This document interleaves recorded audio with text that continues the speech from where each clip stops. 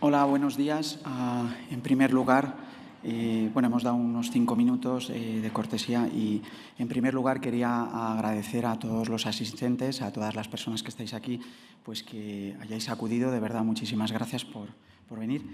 Y, en segundo lugar, pues también quería agradecer al comité organizador de esta edición del Congreso de la SED, pues que me haya invitado a participar. Para mí lo cierto es que, por un lado, es todo un honor, pero también he sentido que ha sido todo un reto y, ya les avanzo que no me siento en calidad de experto. En cuanto a la invitación, cuando me propusieron participar, me pidieron que realizara una sesión lo más práctica posible y eso es lo que he traído. He traído casos, situaciones que vemos habitualmente en nuestras consultas de los últimos días, semanas o incluso meses. Y pues es lo que voy a tratar de presentar. Pero antes también quería hacer una breve introducción para explicarles de dónde vengo y qué es lo que hacemos en nuestra unidad. Y también plantear algunas reflexiones sobre la actividad educativa. Me llamo Fernando Lucas Gómez, como habrán visto en el programa. Soy enfermero del Servicio de Endocrinología y Nutrición del Hospital General de Alicante. Y, esta es mi declaración de conflicto de interés. Y, en nuestro hospital, en nuestra unidad, atendemos a más de 200 niños con diabetes, de los cuales más del 50% son usuarios de sistemas automáticos de administración de insulina. El personal del que constamos para atender a esta población es de un pediatra, el doctor Andrés Mingorance, que seguro que la mayoría, si no todos, conocéis. Y luego estoy yo, que en realidad dedico el 50% de mi actividad asistencial a la población pediátrica y el otro 50% a población adulta. Esto, naturalmente, tiene alguna ventaja, alguna fortaleza, sobre todo en el periodo de transferencia, para bien y para mal, pero también tiene sus limitaciones. Y con lo que no contamos actualmente, como sería el ideal, es con un nutricionista o con un psicólogo. En cuanto a nuestra actividad educativa, conocemos lo que son las características de los programas de educación terapéutica y pensamos que hay algunas de estas condiciones que sí que cumplimos, mientras que hay otras que podríamos decir que estamos en proceso, ¿no? Por ejemplo, cuando se recomienda lo de la educación continua, nosotros lo hacemos, pero de una determinada manera. Es decir, hacemos educación en el debut, hacemos educación en reciclajes o cuando hay que alcanzar determinados objetivos adaptados a la edad. Hacemos educación cuando se inicia uso de la tecnología, pero desde luego que lo que no podemos hacer, como por ejemplo a veces recomiendan las guías, es educación cada vez que vienen los meses donde se incrementan los procesos intercurrentes y a lo mejor habría que reforzar conductas de autocuidado en días de enfermedad. Pues esto no lo podemos realizar. En cuanto al equipo, ya les he presentado quiénes somos, pero también me gustaría hacer una mención con respecto a las enfermeras de la cuarta planta de hospitalización de nuestro hospital, que también colaboran con nosotros durante el proceso educativo en el debut. Y en cuanto a la garantía de calidad y evaluación, decirles que contamos con algún indicador que otro de programa, evaluamos resultados de salud en la población con diabetes de forma continua, pero desde luego que lo que no hacemos es una auditoría robusta de indicadores para evaluar el programa, ¿no? Y esos programas pues son varios, ¿no? El primero es el básico avanzado, ¿no? Que es el que empleamos en los debuts. También lo tenemos de base para los reciclajes o en periodos de transición. Generalmente en el debut empleamos en torno a unos 6 meses, más luego refuerzos educativos que tengamos que hacer para alcanzar objetivos, insisto, adaptados a la etapa en la que se encuentra el niño, ¿no? Trabajamos en los tópicos que se tienen a recomendar, tanto en el proceso básico como en el proceso avanzado, y eso sí, cuando terminamos el proceso básico, después de la hospitalización, también solemos proponer tanto a centro de salud como a centro escolar el realizar una sesión grupal para reforzar conductas de autocuidado durante el periodo lectivo, ¿no? El programa sobre sistemas híbridos de asa cerrada, bueno, pues también decirles que lo desarrollamos de una forma similar, con un número de visitas también parecido. En este caso, quizá la particularidad sería que lo que son los aspectos tecnológicos también lo asumimos nosotros en nuestra unidad, sabiendo las limitaciones que eso supone, ¿no? Y cuando terminamos también lo que es el proceso inicial, pues proponemos también tanto al centro escolar como al centro de atención primaria pues una sesión porque, como bien sabéis, se incorpora una tecnología que bueno, pues es necesario manejar en ese entorno, ¿no? Bueno, por otro lado, también sabéis que la glucométrica o la hemoglobina glicosilada, por supuesto, no es el único indicador de evaluación de la actividad educativa, pero recientemente presentamos los resultados de la población usuaria de estos sistemas y bueno, pues quería presentároslo indicando que bueno, pues ahora mismo de la población que llevan estos sistemas tienen en torno a un 76% de tiempo en rango. Al año de haber iniciado el uso de la función Control IQ, porque llevan el sistema Tandem. Y bueno, pues es verdad que este tiempo en rango promedio varía en función del grupo de edad, pero pues en esa situación estamos en este momento. Y luego, también con respecto al programa de transición, bueno, deciros que nosotros la transición, y entiendo que es así en general, la entendemos como algo que vamos haciendo a lo largo de la historia natural del crecimiento, ¿no? del pequeño, ¿no? Pero cuando ya hablamos del periodo de transferencia, cuando van a pasar de pediatría a adultos a partir de los 16, 18 años, pues también ahí suele haber una derivación para hacer un reciclaje. Y ahí no concretamos el número de visitas. Ahí lo que hacemos es intentar realizar una valoración y dedicar el número de visitas que necesitemos para responder primero a las necesidades que nos plantean los jóvenes y luego aquellas que identifiquemos nosotros, ¿no? Y con respecto a los aspectos comunes, tanto de proceso y estructura, en cuanto al método, pues bueno, intentamos emplear una metodología participativa donde empleamos desde técnicas expositivas como también bueno, pues desarrollo de habilidades y de resolución de problemas.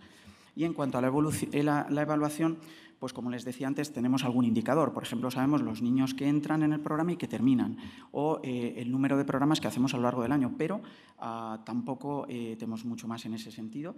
Y lo que sí que hacemos es evaluación de resultados de salud, es decir, pues, complicaciones agudas, conductas de autocuidado, conocimientos, habilidades. Y, por otro lado, lo que tampoco hacemos, y esta es una de las primeras reflexiones que quería hacer, era el uso de prompts o el empleo de prompts de forma habitual.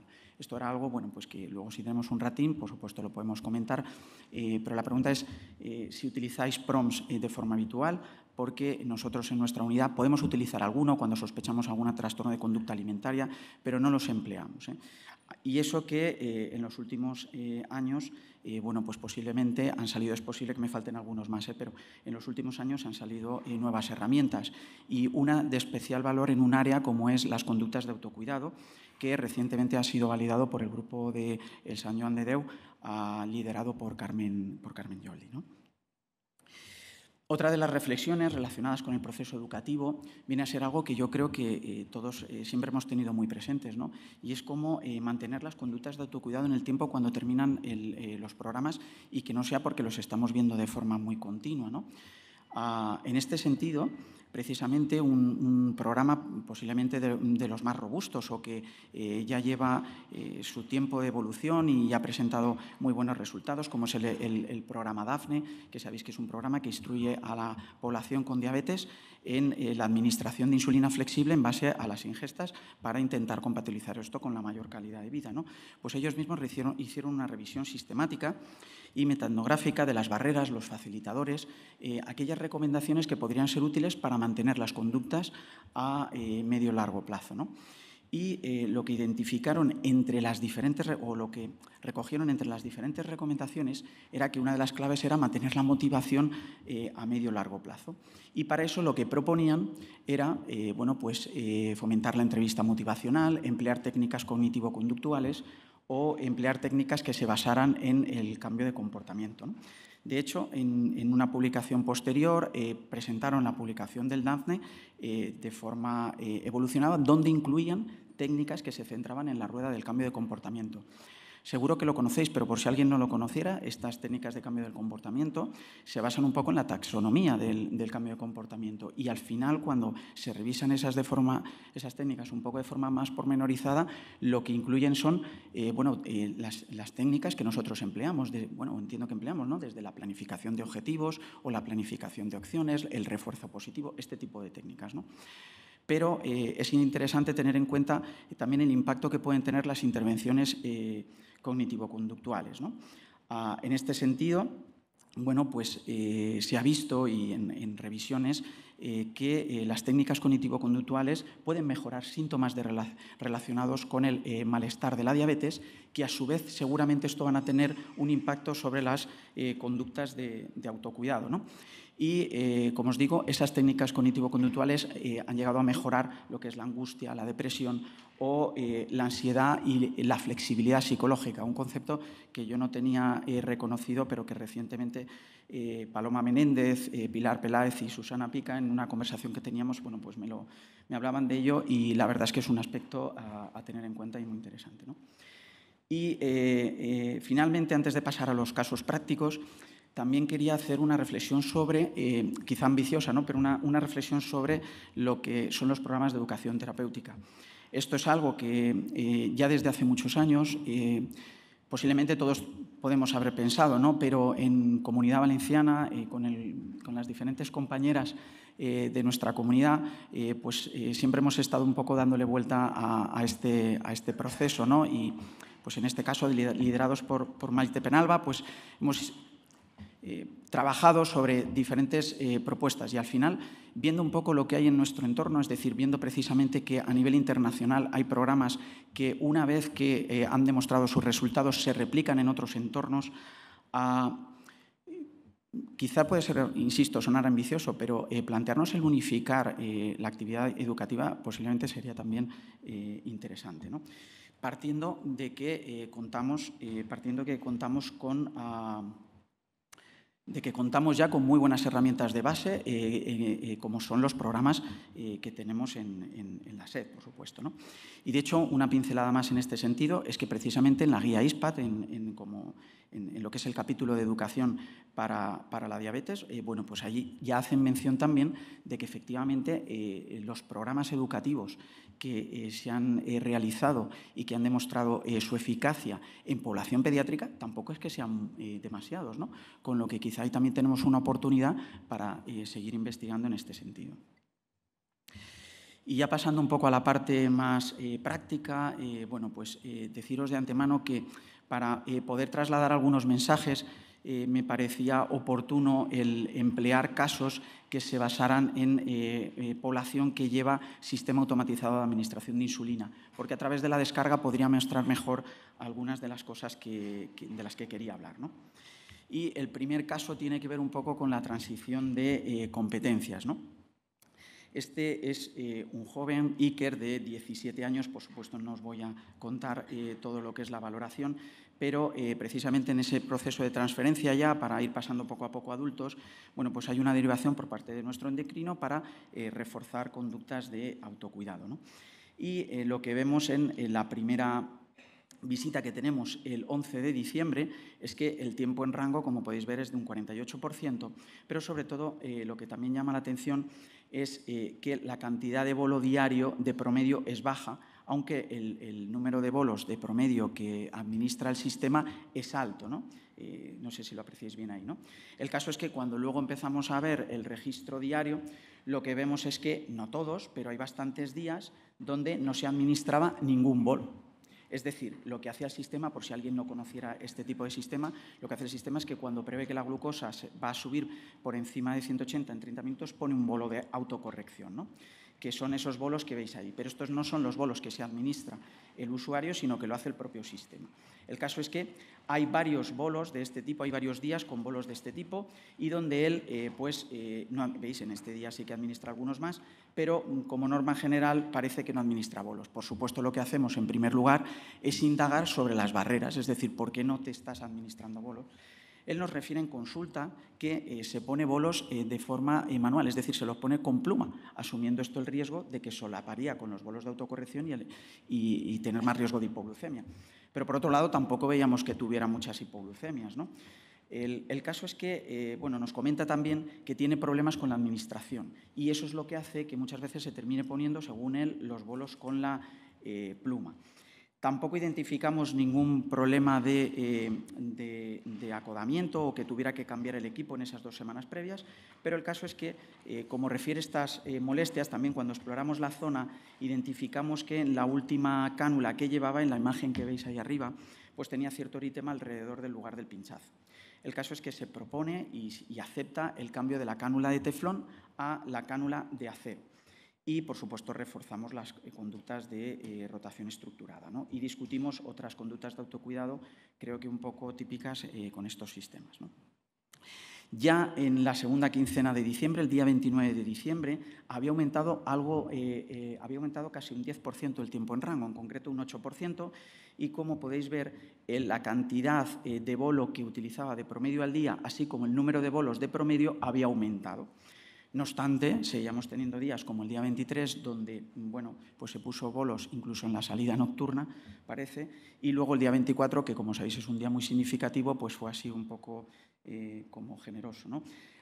En este sentido, lo que al final identificamos un poco en la entrevista, en la conversación, era que tenía que ver más posiblemente con el hecho de cubrir o de corregir la glucosa a base de carbohidratos, no porque intentara poner carbohidratos para compensar una hiperglucemia tardía por grasa o proteína o porque comiera muchas veces, sino más bien por intentar corregir la glucosa. El caso es que ese día ya refirió mejor experiencia con el sistema y, en este caso, nuestro pediatra pues hizo algún ajuste de basal y de factor de corrección. Deciros que, esto nos lo he comentado antes, que sobre todo cuando vienen de fuera, incluso a veces de nuestra propia ciudad, intentamos que las visitas sean el mismo día, porque de esa manera optimizamos más el tiempo de la gente, ¿no? Y en esa visita del día 29 pues, se volvieron a discutir conductas de autocuidado relacionadas con el sistema integrado, ¿no? Y el 19 de febrero, que fue la última vez que lo vimos, ahora lo tendremos que ver otra vez a finales de abril, pues había aumentado un 63% del tiempo en rango, ¿no? Y, como veis, también había aumentado lo que es la cantidad de bolo diaria, así como el número de bolos que administraba de promedio al día. Como veis en los registros diarios, también se ven más bolos, pero en este caso empezamos a ver también algo llamativo que discutimos en esa visita, ¿no? Y es que en el desayuno se activaba el modo ejercicio, que es un modo que sube el objetivo, como sabéis, pero no se administraba bolo, dejaba que el sistema le corrigiera en caso de que le subiera más, ¿no? Esto, posiblemente estaba relacionado, según lo que me comentaba, por el hecho de que estaba haciendo un módulo de mecánica, que por cierto ya no está haciendo, pero estaba haciendo un módulo de mecánica y tenía como prácticas y se ve que tenían ahí un componente físico y le preocupaba la hipoglucemia, con lo que ese fue también otro tema a tener en cuenta. Este caso, ¿por qué lo traía? Bueno, pues sobre todo porque es cierto que, y seguro que al revisar la gráfica así de un primer vistazo habréis podido identificar aspectos que os parecerían que se podrían trabajar como objetivos educativos, ¿no? Pero en este caso, simplemente con realizando un cambio en el set, porque era la necesidad que además él nos reclamaba, porque observaba que tenía problemas con la administración de insulina, haciendo un cambio del set de infusión, posiblemente contribuimos a aumentar algo el tiempo en rango. Y no es un tema menor, yo siempre he pensado que esto no es un tema menor, porque fijaros que en un estudio reciente sobre los fallos que suelen aparecer relacionados con el set de infusión, se identificó que a lo largo del año al menos hay un promedio de 4 fallos asociados de 4 cambios asociados a hiperglucemia, que eran más frecuentes en gente joven, en concreto en gente entre 13 y 17 años, y que se dan con más frecuencia cuando se utilizan las cánulas de teflón perpendiculares frente a las oblicuas o a las de acero. En nuestra experiencia, durante un tiempo estuvimos utilizando las oblicuas porque observamos que producían menos oclusiones que las perpendiculares de teflón, pero también dejaban más lesión y, lógicamente, impresionan más a la hora de usarlas, ¿no? Por otro lado, también se ha visto que no hay evidencia sólidas que sugiera que un tipo de material significativamente sea mejor que otro, tanto en términos de control glucémico como en reacciones locales. Y como conclusión del caso, sobre todo reforzaría esto, es decir, por un lado, él posiblemente aumentó su satisfacción y su adherencia a lo que era el uso del sistema integrado porque estaba empleando un set que le estaba funcionando mejor, y luego, por otro lado, aunque no sea muy ambicioso, aunque no hayamos alcanzado un tiempo objetivo que todos conocemos, pero bueno, se ha aumentado un 10, un 15% y conseguimos que esto se mantenga, que es lo que tendremos que ver en próximas visitas, bueno, pues se traduce también en un mejor control glucémico. Un segundo bloque sobre casos o situaciones que me parecían interesantes son aquellas que tienen que ver con la toma de decisiones en tiempo real o con la resolución de problemas, ¿no? Y, en primer lugar, quería presentaros un caso que es todo lo contrario. Bueno, todo lo contrario, quiero decir que este caso es el de Julia, ¿no? Que, bueno, esta chica ya es adulto emergente, ¿no? Vamos a decir, porque ya está este año en primero de carrera, está haciendo un doble grado, está súper empoderada y está muy mentalizada a tener un buen autocuidado. Y, de hecho, pues vemos ese fantástico tiempo en rango, esa glucométrica que nos llama la atención, ¿no?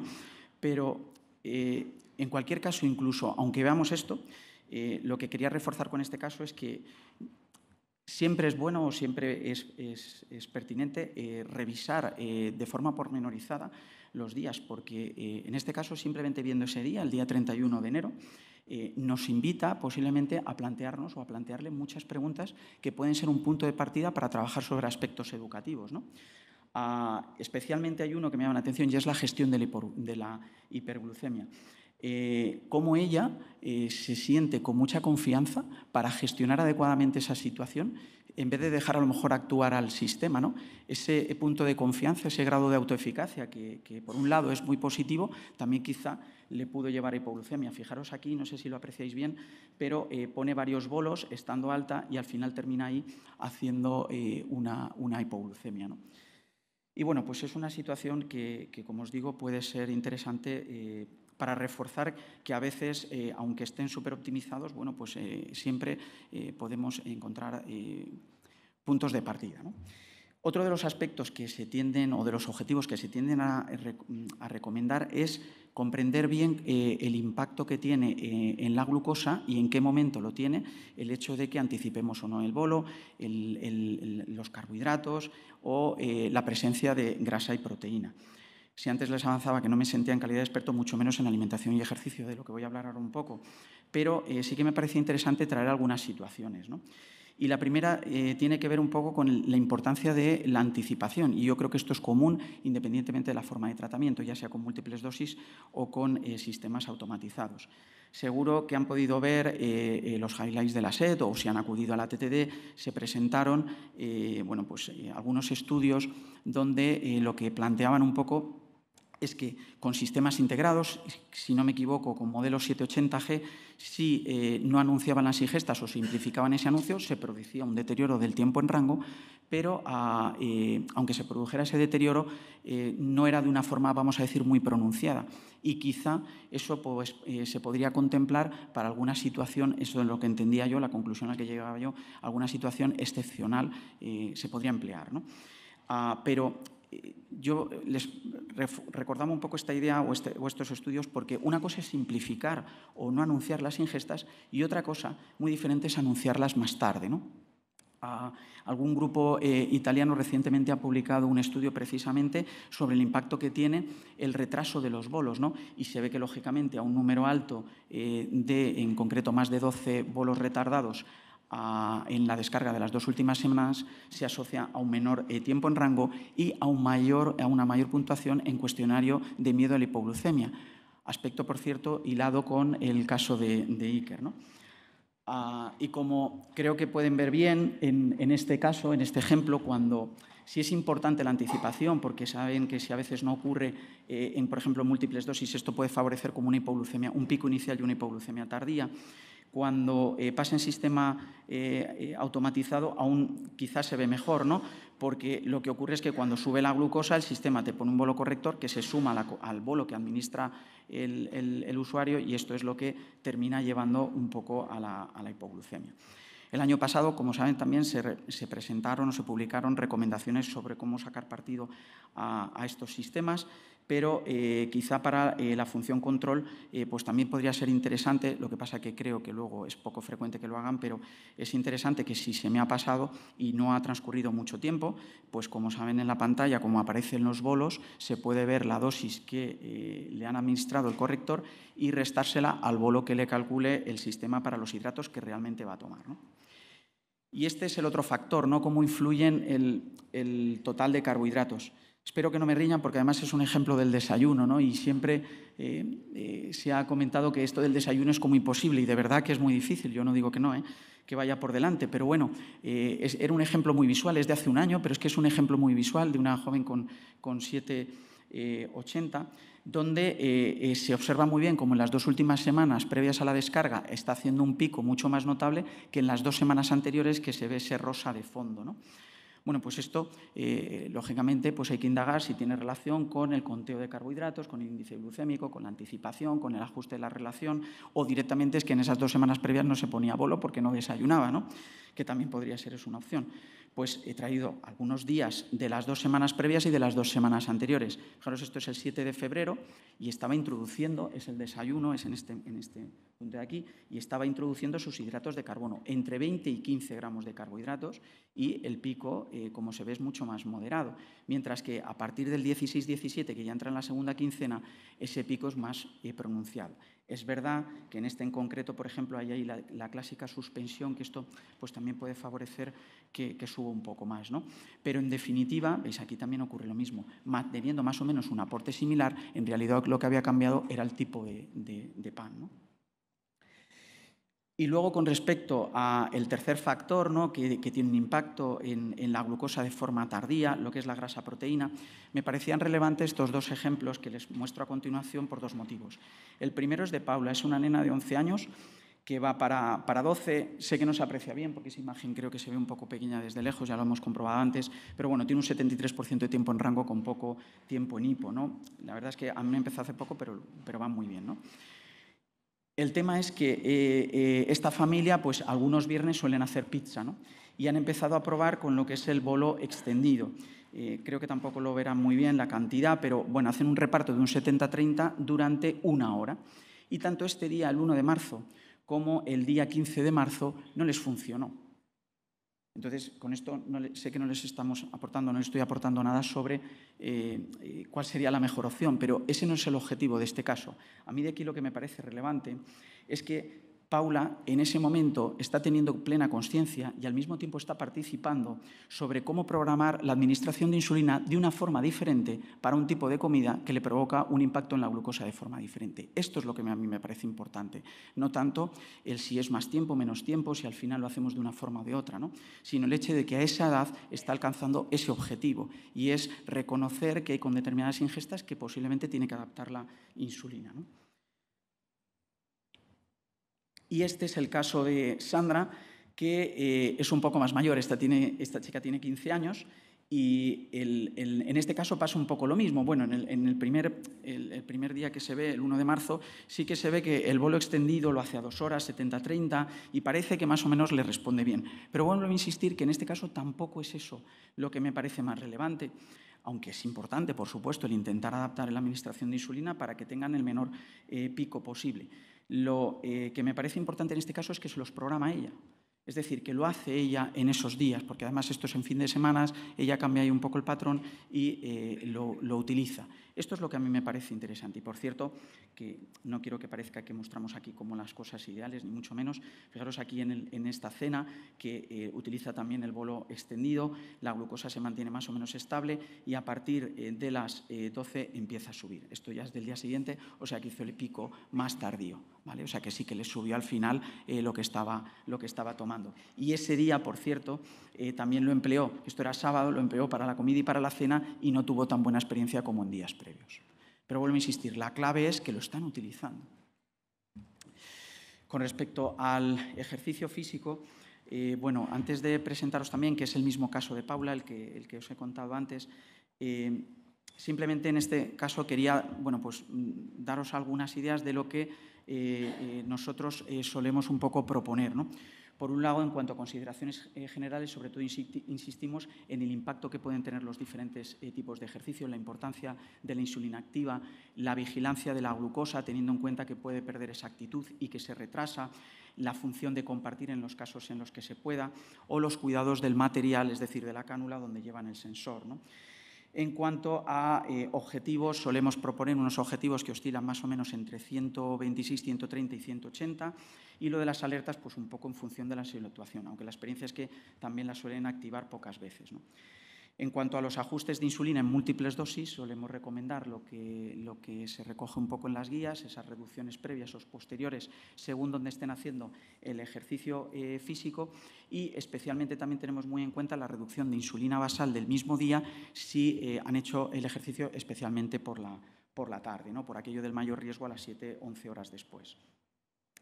En cuanto a la alimentación, bueno, pues lo simplificamos porque básicamente lo que proponemos es hacer pequeños aportes de hidratos de carbono en función de alcanzar o de mantener, mejor dicho, el objetivo entre 120, 130 y 180. Teniendo en cuenta, y esto es otra cosa que, bueno, igual me equivoco y no me quiero meter en ningún, pero que las flechas, aunque sea algo que, bueno, pues que tiene ahí su controversia, pero yo creo que esta es una situación muy concreta donde sí que se pueden emplear.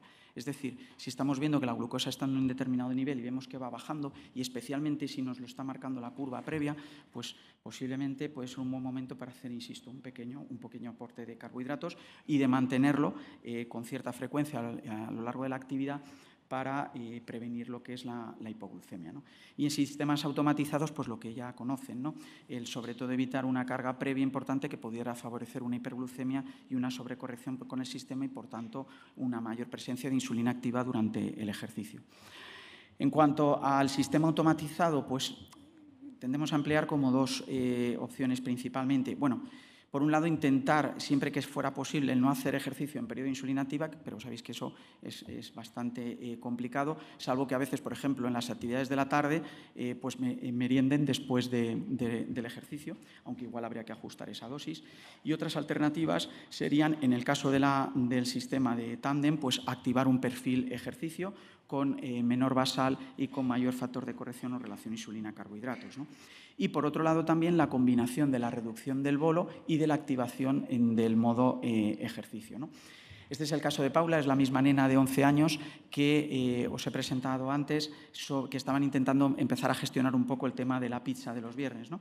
Pues en este caso, como podéis, bueno, no sé si lo apreciaréis bien desde sobre todo las filas lejanas, pero en este caso, después ella hace baile y patinaje después de la merienda, algunos días entre semana, y como podéis ver aquí, lo que hacen en la merienda es reducir el bolo, es decir, le recomienda 2,33 unidades y lo bajan a 1,8 y además activan el modo ejercicio. Como os decía antes, están empezando y, bueno, pues en este caso, por ejemplo, se dejaron activado el modo ejercicio durante la noche. Ahora, con la nueva actualización, pues ya se podrá evitar, pero bueno, son cosas que pasan y bueno, es parte del proceso, ¿no? Y en este otro caso, por ejemplo, yo entendí en esto en la conversación con la madre que era porque era algo más improvisado. Aquí no redujeron el bolo y sí que activaron el modo ejercicio y al final sí que terminó cayendo ahí un poco la hipoglucemia cerca de las 7 de la tarde, ¿no? Con lo que eso favoreció, bueno, pues posiblemente una hiperglucemia posterior por la suspensión, porque igual ahí el aporte hizo que subiera un poquito más, ¿no? Pero este otro día, el 1 de marzo, que este es el día de la pizza también por la noche, aquí también vuelven a reducir la insulina y vuelven a activar el modo ejercicio y, bueno, pues dentro de que ahí le hace una suspensión, cae, luego sube, pero bueno, también creo que lo gestionan bastante bien. Este es otro día que posiblemente es el que más orgullo me produce, ¿no? Porque al final lo hacen en un periodo donde posiblemente no dependan solo de la supervisión de los padres, sino del entorno escolar, ¿no? Y en esta otra situación, bueno, pues pasa un poco lo mismo. El día 13 de marzo vuelven a reducir el bolo, vuelven a activar el modo ejercicio y vuelven a tener una experiencia similar, ¿no? Y con respecto a la prevención de complicaciones, bueno, pues no me parecía tampoco oportuno el traer las recomendaciones sobre gestionar hipos, hiper y todo esto, pero este caso bueno, pues que lo vimos en consultas, lo vio en consulta el doctor Mingorance, era muy relevante por varios motivos, ¿no? Y uno de ellos es porque, como sabéis, en los procesos educativos iniciales solemos recomendar que revisen los sistemas, por ejemplo, cuando se van a acostar, que revisen la insulina que les queda, que el sistema está puesto, que la cánula está en su sitio, que no hay nada que aparentemente sea normal, ¿no? Pero con el tiempo también, pues, como otras conductas, a veces se dejan un poco de lado, ¿no? Y a este joven, que también se llama Iker, pues lo que le pasaba un poco es que se le iba descargando la batería y de madrugada pues se le apagaba la bomba. Lo que terminaba provocando pues esa hiperglucemia. Y no solo con un día, sino con algún otro también, ¿no? Al final, de lo que se trataba un poco, o de lo que se trata un poco, es de intentar fomentar, y ahí tenemos una situación muy concreta, donde pues a través de una técnica de planificación de acción de qué podemos hacer, qué rutina podemos un poco establecer para que esto no ocurra, o restablecer para que esto no ocurra, pues vamos a intentarlo, ¿no? De todas maneras, yo aquí también quería aprovechar la importancia que es del refuerzo positivo, ¿no? Que yo creo que todos y todas tenemos muy claro, ¿no? Y es el hecho de que, por ejemplo, aquí en este día, que le pasó en periodo también lectivo, cuando llega a casa, como reinicia la bomba, tiene que poner el equipo en marcha, pero él detecta que hay algo que no termina de ir bien, porque ahí, como veis, fue generoso en diferentes tipos de bolos. Y aquí vuelve a cambiar el equipo. Este símbolo, por si alguien no conoce este programa, es indicador de que está cambiando el sistema de infusión, de que ha cambiado el equipo, ¿no? Con lo que él, como ve que durante el transcurso de unas horas no termina de funcionar, cambia el equipo para llevar de nuevo la glucosa al sitio. Pues olé, permítanme esta expresión por su parte, porque actuó muy bien ahí, aunque el otro pues es lo que hay que ir reforzando, ¿no? Y otra situación también que pensé que podía ser útil es la gestión en los días de enfermedad. Este es el caso de Alba, es una joven de 6 añitos que lleva un sistema automatizado, pero lo lleva con insulina diluida al 25% en suero fisiológico. A esta chica, pues como veis aquí, bueno, no sé si se apreciará muy bien porque esta imagen quizás se ve un poco pequeña, pero tiene configurados varios perfiles. Tiene configurado el perfil de cole, pero también tiene configurado un perfil de -20 o de +20 para que se pueda activar en determinados momentos, como pueden ser precisamente los días de enfermedad. Pues bien, esto es el sábado 24 de febrero, donde los padres ya identifican durante el día que ella está un poco alta y, de hecho, además de ponerle los bolos para cada ingesta, también pones algunos bolos de autocorrección. Esta es la plataforma de Typepool y esos bolos, aunque no sé si se apreciarán bien en la imagen, pero son de un tono que son bolos que ha administrado, en este caso, la familia, no son autocorrecciones. El caso es que esa misma noche empieza con vómitos sobre las 2 de la madrugada y, bueno, con vómitos no, tuvo un vómito, perdón, y empezó con dolor abdominal. Y lo que hacen, bueno, pasado un ratito le hace una cetonemia y tiene 0,6. El caso es que le empiezan a dar suero oral y vigilan el estado general. Y por la mañana, como parece o piensan que se encuentra un poquito mejor, le ponen le dan algo de pan tostado y le ponen un bolo, ¿no? Pero al pasado un ratito vuelve a vomitar, con lo que ya la dejan sin darle nada más, sin ningún alimento más durante el día. Le dan algo de suero oral, tratan de hidratarla, pero por la tarde, a última hora, es que me estoy yendo hacia adelante. Aquí, por la tarde a última hora, ven que tiene una cetonemia de 1,9, con lo que le dan también, en este caso, pan tostado y le dan zumo, para lo que le ponen insulina. ¿Esto qué pasa? Pues que termina vomitando otra vez, baja la glucosa, ellos además se ponen un poco nerviosos, como es normal, y se detienen la infusión, paran la bomba, ¿no? Y de hecho la paran hasta, hasta las 12 y pico por ahí de la madrugada. Y luego ya el resto de la madrugada no le dieron nada más.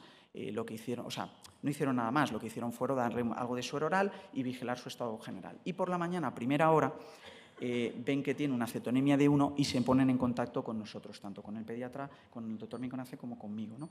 Y en ese momento el doctor Mingonace les dice que activen el modo -20 para que suministre menos insulina, así tener menos riesgo de hipoglucemia, pero mantener la función control y coactiva para precisamente mantener la función de prevención a la hipoglucemia, ¿no? Y por otro lado, pues reforzamos sobre todo que cuando vayan a tolerar sólidos, que cuando lo tomen, que no le administren insulina en ese momento, sino que esperen 1 o 2 horas después y según la glucosa que corrijan. No sé si lo apreciaréis bien desde vuestra posición, pero en la parte inferior se ven pequeños bolos que alguno de ellos, yo sí que lo veo aquí porque me sale en otro color, sí que son autocorrección del propio sistema, pero otros son bolos de los propios padres.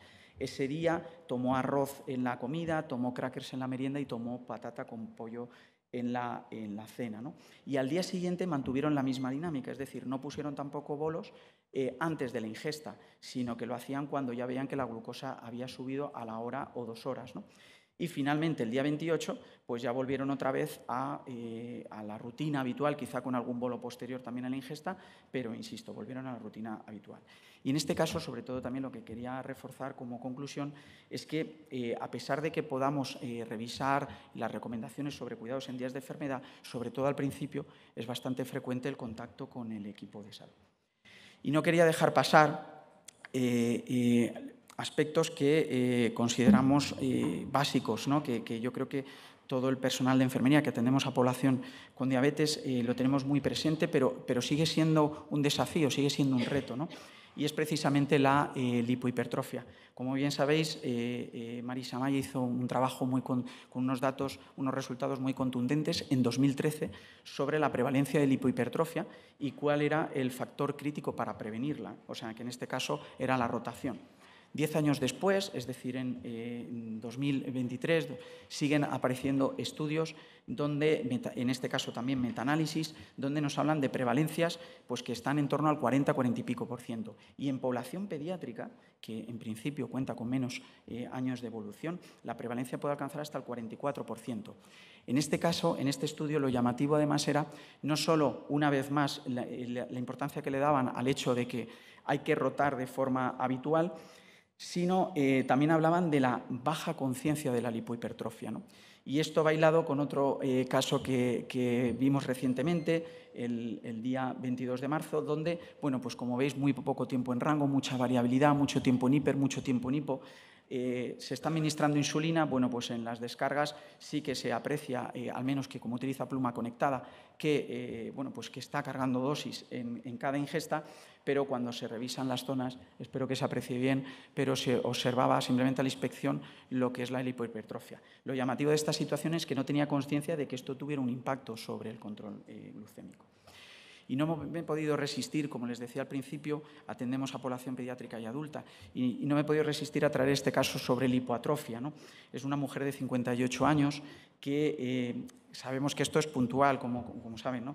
Pero lleva un tratamiento de bombas aumentado con sensor, la lleva en basal y no quiere de momento pasar a control porque tiene un tiempo en rango muy optimizado, habitualmente va muy bien, ¿no?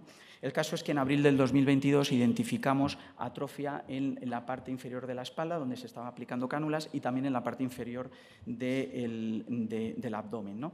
Con lo que, lógicamente, fue consultado con su endocrino de adultos y se acordó el cambio del tipo de insulina y el inicio de un esquema de rotación estructurado que iría 6 meses en parte superior de abdomen, 6 meses en muslos y luego otra vez 6 meses a espalda, para que de esta forma pasara un año hasta volver a utilizar una zona que había empleado, ¿no? Pues la verdad es que fue impactante, yo creo que se aprecia muy bien y es, fijaros, aquí como tiene la pérdida de tejido subcutáneo, esto es a los 6 meses y esto es al año, y especialmente se aprecia en el abdomen porque aquí tiene una cicatriz de la apendicectomía y cómo desde la primera visita a los 6 meses y al año fue recuperando el tejido subcutáneo, ¿no? Por cierto, en la línea de lo que hablaba antes, las cánulas oblicuas, ella utiliza una cánula oblicua, suele dejar bastante lesión, ¿no? Y otro de los aspectos que todos conocemos y que sigue siendo también un reto es el tema de la prevención de las dermatitis, ¿no? De contacto, tanto alérgicas como irritantes, ¿no? Y bueno, pues también sabéis que se han publicado recomendaciones relacionadas de cuidados relacionadas sobre el lugar de inserción, la profilaxis de la piel, los adhesivos de refuerzo, la eliminación, la curación y la evitación de alérgenos, ¿no? Además, seguro que también tenéis conocimiento del programa Panther, al que se puede acceder, y bueno, pues tiene también muy buenos materiales para proporcionar en un momento determinado, ¿no? Y finalmente quería concluir con un caso sobre lo que es podríamos decir, la individualización. En realidad todo es individualizado, pero quizá este caso más si cabe, ¿no? Es de un joven que se llama Pablo, y que el título del caso es Tecnología a la aplicada a diabetes, cuanto antes mejor. Tengo que deciros que las imágenes son recientes porque pedí permiso a los padres para presentar el caso hoy. Y Y bueno, pues eso, era sobre todo para que vierais dónde aplican la cánula y dónde ponen el sensor, en este caso en nalgas y en el muslo respectivamente, ¿no? El caso es que nace en marzo del 22 y debuta con diabetes en marzo del 23. El caso es que la fortaleza de este contexto familiar posiblemente sea pues, que los padres tienen un nivel socioeducativo, vamos a decir, alto y mucha motivación y predisposición para el aprendizaje, ¿no? Y capacidad, ¿no? Con lo que aquí lo que pretendía mostrar un poco es el proceso que hicimos educativo para iniciar el sistema híbrido, ¿no? Teniendo en cuenta que pues en la primera sesión que tuvimos, lógicamente, nuestro endocrino le explicó las diferentes opciones de tratamiento y se acordó el iniciar el sistema híbrido de asa cerrada, teniendo en cuenta que en la propia guía ISPAD, hablamos de 2022, ya indica que la insulina diluida se puede utilizar de forma satisfactoria en sistemas automáticos de administración de insulina y además incluso se menciona que posiblemente estos sistemas cuanto antes se pudieran adoptar pues mucho mejor porque permite adaptarse mejor a las necesidades que, como bien sabéis, son muy cambiantes en esta población, ¿no? El caso es que en la segunda sesión lo que nos centramos fue en explicarles un poco las características de los sistemas, pero lo pusimos nosotros. En realidad ellos simplemente estuvieron un poco como observadores, ¿no? Y sí que les instruimos en cómo utilizar el calculador de bolo en cada ingesta, eso sí, siempre bajo supervisión del personal de hospitalización. Y esta es la pauta con la que iniciaron, es decir, con insulina Lispro, en este caso 20 unidades de Lispro en 180 de suelo fisiológico, con la pauta que pueden ver, ¿no? En la tercera sesión no avanzamos nada, lo que hicimos fue reforzar lo que habíamos visto el día anterior, ¿no? Y en la cuarta ya empezamos a trabajar en lo que es el conteo de carbohidratos. Nosotros, en nuestra unidad, tanto para pediatría como para adultos, independientemente del perfil, quiero decir que salvadas ciertas circunstancias, solemos trabajar desde el primer momento con el conteo de carbohidratos, ¿no? Y en este caso, pues empezamos ese día. En la siguiente visita, que ya era viernes, ellos ya participaron más activamente en lo que es el cambio de equipo de infusión y pues estuvimos un poco revisando los menús, aunque como no estaban completos y habían dudas, pues las respondimos, las aclaramos y esperamos al lunes siguiente. En el lunes siguiente lo que hicimos fue volver a cambiar el equipo, aquí participaron aún más todavía, también revisamos los menús e incluso preguntaron aspectos relacionados con la traducción del etiquetado nutricional y revisamos también gestión de complicaciones agudas, ¿no? Y en la séptima visita lo que hicimos fue revisar, aparte de responder a dudas, revisar la pauta alternativa, teniendo en cuenta que en estas situaciones, pues igual que están utilizando insulina en bomba, para la rápida también van a utilizar insulina, en este caso diluida, ¿no? Y para la última sesión, pues antes ya de darles el alta, pues respondimos algunas dudas y, por supuesto, hablamos del contacto y cuándo acudir a urgencias, ¿no? Bueno, esto es del día 2 de abril, ahí tenía un 62% de tiempo en rango, pero ya el 16 de abril tenía un 77% de tiempo en rango, como pueden ver, con muy poco tiempo en hipo y muy poca variabilidad, ¿no? En las visitas posteriores trabajamos aspectos relacionados con el calculador, con el tema de la alimentación, con el tema del modo +/-20 para adaptarse a diferentes situaciones. Pero aquí también se trabajó con el uso del bolo extendido, y no entendido para lo que es la grasa y proteína, sino para adaptarse mejor. Es posible que con los sistemas automatizados a veces lo que se aprecia después de un bolo para una ingesta es que haya una bajada de la glucosa con suspensión de la basal y subida posterior, ¿no? A veces esto pues, se intenta jugar con la anticipación, se intenta jugar con el carbohidrato, se intenta jugar con varias cosas, pero una opción más podría ser un bolo extendido, pero donde puede variar un poco la proporción que se pone inicial y posterior, pero esa parte posterior oscilarla entre 30 y 45 minutos, ¿no? Fíjense que ya en la cena, el 9 de abril, lo estaban empleando de ese año, o sea, del año pasado, y en semanas posteriores ya lo estaban empleando en varias ingestas, ¿no? Y en esta línea, pues también era interesante mostrarles un poco cómo tratamos de ajustar con la insulina lo que es el lácteo, en este caso la leche entera. Cuando ingresaron estaban utilizando una leche de continuación, pero bueno, ya un poco cuando se fueron asentando, para agosto empezaron con lo que es la leche entera. Y en este caso pensamos también que se ve muy bien el hecho siguiente, ¿no? Y es que ahí estaban utilizando, como ven, lo que es el bolo extendido para intentar cubrir al principio el inicio de la leche entera, pero les daba este pico.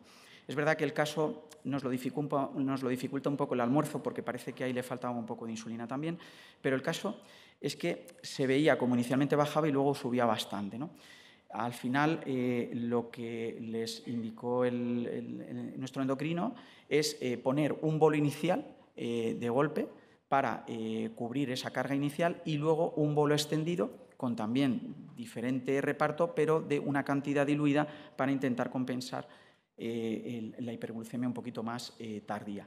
Este día, por ejemplo, que era el 9 de agosto, no funcionó a lo mejor tan bien, pero luego, por ejemplo, este otro día también funcionó. Esa parte diluida iba entre 6 y 7 unidades y el reparto, bueno, pues era un poco como lo pueden ver en la imagen, es decir, un 30-70%, pero como digo, a unos 30 o 45 minutos, ¿no?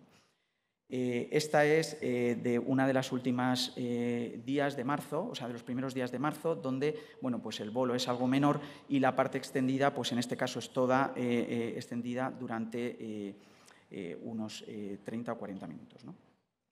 Tras un año después del diagnóstico de este pequeño, pues ahora en una de las visitas tenía el 84% de tiempo en rango, con muy poco tiempo en hipo y con muy poca variabilidad, ¿no? Sobre este caso, sobre todo lo que quería reforzar un poco es que, y yo creo que todos lo tenemos muy presente, ¿no? Pero es el hecho de que con una adecuada motivación y una adecuada capacidad, pues posiblemente nos podemos ver o podemos tener la posibilidad de empezar con un tipo de tratamiento incluso desde el debut, ¿no? Un tipo de tratamiento como este, ¿no? Eso sí, al principio también les hablaba del número de sesiones que hacemos en cada uno de los programas, pero luego hay determinadas circunstancias que nos llevan a estas realidades, ¿no? Y es que en el primer año de atención a este pequeño hemos tenido un promedio de contacto de entre 5 y 6 visitas o contactos entre el endocrino y en mi caso, ¿no? Y para concluir, bueno, pues una primera reflexión que bueno, yo creo que todas y todos coincidiremos, ¿no? Y es que al final el proceso educativo no deja de ser un aliado porque nos permite acompañarlos siempre sin prejuicio, ¿no? Por aquel caso que veíamos un poco de Iker, ¿no? Tanto a ellos como a sus familiares, para desarrollar una capacidad reflexiva sobre las situaciones del día a día y, sobre todo, adquirir competencias para prevenir y gestionar problemas concretos del día a día. Yo creo que esto es esencial, ¿no? Y, por el otro lado, con respecto a mi experiencia en estos años, pues diría que sigo encontrando desafíos, por ejemplo, con respecto a la evaluación educativa, sobre todo pues, con el empleo de los PROMs, a estrategias para mantener conductas de autocuidado cuando no podemos ver regularmente a la población, o incluso el impacto, el uso que podrían tener las intervenciones o las técnicas que se utilizan en intervenciones psicoeducativas. Y sería muy interesante el que poco a poco avanzáramos hacia programas unificados en nuestro entorno. Y dicho esto, bueno, pues muchas gracias y quedo a vuestra disposición para cualquier comentario o duda, lo que sea.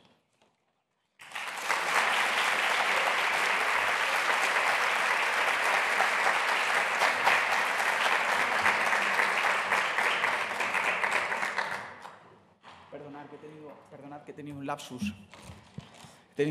Quería presentaros también al equipo que somos de pediatría, perdonadme.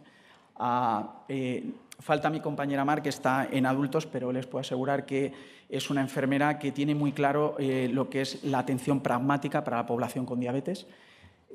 Luego está mi compañera Clara, nuestra compañera Clara, que es endocrino de adultos y es inmejorable como persona y profesional.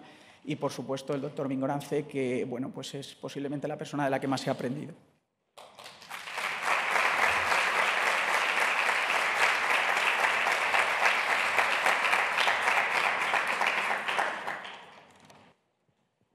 Hola, buenos días. Yo soy Pilar, soy enfermera de educación diabetológica de pediatría también en Torre Cárdenas y recientemente he tenido un ingreso de una niña de 7 meses con un debut.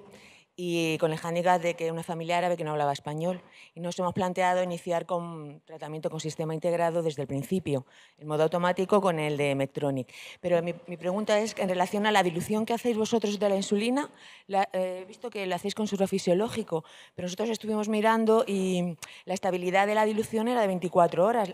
¿Lo cambiáis los reservorios cada 24 horas o cada 3 días? Cada 3 días.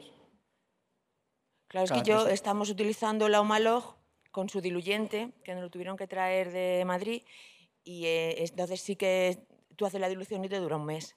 Entonces, claro, no nos planteamos hacerla con suero fisiológico por eso. Pero entonces, a lo largo de los 3 días sigue teniendo la actividad igual, la acción igual a la insulina.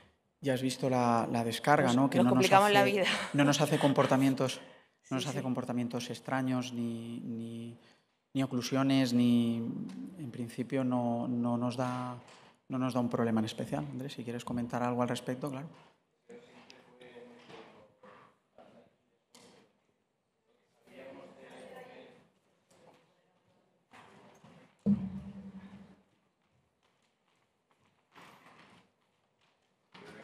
No, hombre, Andrés, pues si eres especial. Disculpa que entre yo, pero como fui un poco el impulsor de la dilución de insulina en suero fisiológico, pues quizá os pueda aclarar un poco más. Es cierto que la evidencia con la dilución en suero fisiológico no es muy amplia, pero hay un artículo publicado, pues creo que del 2018 así, de unos italianos en los que hicieron un análisis de la farmacocinética y farmacodinámica y farmacodinamia de la insulina normal diluida en suero fisiológico a 7 días y observaron que no había cambios significativos en pérdida de cinética de la insulina. Uno de los grandes hándicaps en la dilución era conseguir esos diluyentes, porque cada vez las comercializadoras de insulina son más reticentes a la hora de proporcionarlos y la disponibilidad era muy mala. Aparte, había que hacer la dilución en farmacia y era una historia que nos limitaba nuestro planteamiento en menores de 6 años, que teníamos un grupo de 25 pacientes que veíamos que su control glucémico no era el que estábamos obteniendo en mayores de 6 años y nos planteábamos hacer una extensión de sistemas híbridos a ese grupo, ¿no? Y os aseguro que la dilución es bastante estable en suero fisiológico. Nosotros hacemos el cambio a los 3, pero ya digo que el artículo este habla de diluciones a 7 días de forma estable. No hay ningún efecto local de aumento de riesgo de infecciones ni nada por el estilo. Lo único que sí que percibimos es que el cebado del sistema, que lo ha puesto Fernando, pero quizá no ha hecho mucho hincapié en el tema, es que el cebado del sistema tiene que ser más voluminoso. Es decir, no solo hasta que gotee la insulina, sino que tiramos 30 unidades. ¿Y por qué 30? Pues porque cuando empezamos con los primeros sistemas de insulina diluida y solo hacíamos el llenado del sistema, lo que evidenciábamos era una zona horaria de hiperglucemia que atribuimos inicialmente a esa adhesión de la insulina al sistema de plástico y fuimos aumentando progresivamente el cebado del sistema hasta que vimos que eso desapareció y aparecía por encima de 30 unidades. Entonces, con un cebado del sistema de 30 unidades, eso ya no ocurre. Pero, en fin, la dilución con suero fisiológico es segura y fácil de hacer, ¿no?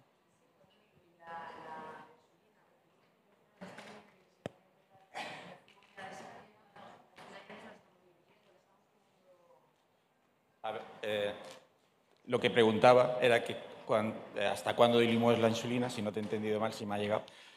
A ver, lo que también nosotros evidenciamos en niños más mayores, que sí que estaban en criterios de tratamiento con asa cerrada, más de 6 años, de 25 kilos, es que también en ese grupo de edad había mucha variabilidad de glucemia. Había tramos en los que teníamos 0 unidades y el sistema suministraba insulina e inducía hipoglucemias. Y una vez que ya teníamos algo de experiencia con dilución de insulina en niños más pequeñitos, probamos también en ese grupo de edad hacer una dilución. Nosotros estamos haciendo diluciones al 10, al 20 y al 50% para estandarizar un poco. Se podrían hacer otras, pero para no volvernos demasiado locos, pues solo estamos haciendo esas. Y el objetivo es que al menos haya 10 unidades de basal. Entonces, mientras necesite menos de 10 unidades de basal, no de insulina total diaria, sino de basal, pues lo diluimos. Entonces, si el niño tiene 2 unidades de basal cuando empieza el tratamiento, pues lo diluimos al 10%, si tiene 7, cuando empieza el tratamiento lo diluimos al 20%, o si tiene 8 o 9, pues lo diluimos al 50%, ¿no? Y con eso nos está funcionando bien. Luego el calentamiento mental es cuando queremos pasar de 10 al 20, porque claro, luego llegas a tener basales de 2,5 o 3 unidades hora, que dices tú, bueno, ya va a ser el momento de empezar a diluir menos, ¿no? Pues ahí es donde lo planteamos. Pero también tened en cuenta que los sistemas de infusión, cuanto más flujo de insulina suministra, más precisa es la dosis que suministra. Con lo cual, no me da ningún miedo, porque ya te digo que ni estamos teniendo reacciones locales ni estamos teniendo problemas con esa dilución. Y luego la dilución la están haciendo ellos en casa. Nosotros desarrollamos una mecánica de dilución muy sencilla. Utilizamos 2 jeringas, cargan primero la insulina, luego el suero fisiológico con otra jeringa para que no haya espacios muertos ni nada de esto. Y bueno, no hemos tenido en casi 2 años que llevamos ya con insulina diluida, no hemos tenido ningún problema secundario a esto, ¿no? Ni tampoco. Y el grado de control que estamos consiguiendo es mucho mejor.